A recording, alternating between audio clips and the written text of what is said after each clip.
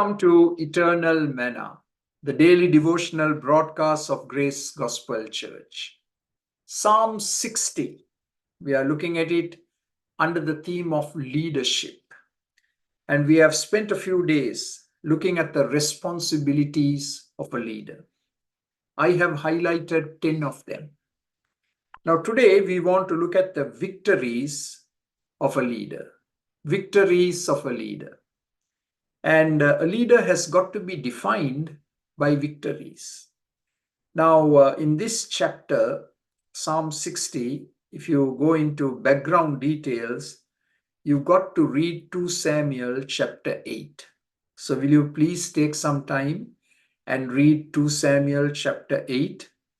And there you find some enemy nations listed. Philistia, Moab, Syria, have been defeated and subjugated. If you read again in 2 Samuel chapter 10, you find Ammon and Syria being defeated.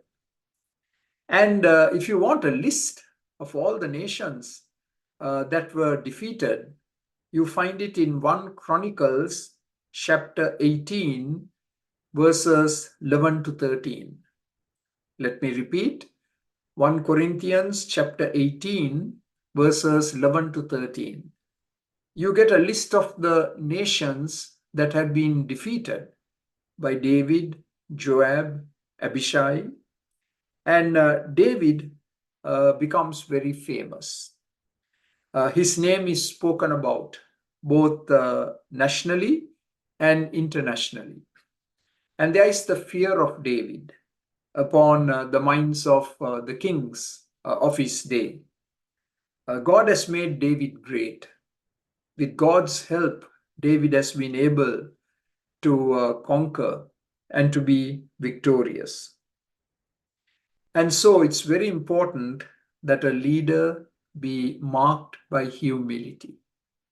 When God gives us victories, it's very easy to become proud. We can even take credit for it. Oh, it's my skill. It's my intelligence. It's my courage that got the victories. David was well aware that it was not his skill or courage, but he had them both. But it was given to him by the Lord.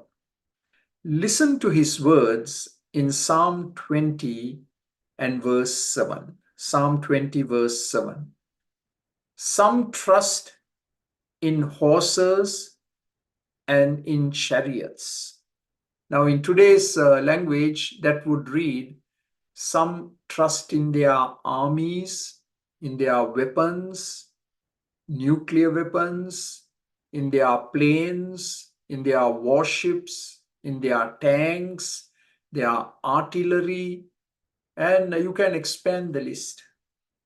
And you know that countries love to parade their military might, especially on their Independence Day, to serve as a warning to other nations. Hey, don't play the fool with us. Look at what we've got, right? And there's always the threat to use even nuclear force today. So let me read Psalm 20 and verse 7 with that background in mind. Some trust in chariots, some in horses, but we trust in the name of the Lord our God. So a leader's victory comes from the Lord. And in order for it to come from the Lord, the leader has got to be on his knees before God. He has got to trust God.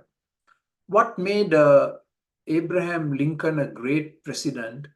He was constantly found on his knees before God.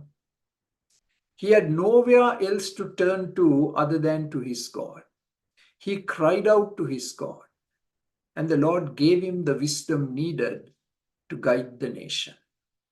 So, the Lord in his mercy will give us victories. But we need to be humble before the Lord and recognize that that victory came from the Lord. And we give all the praise, glory to him and to him alone. Amen.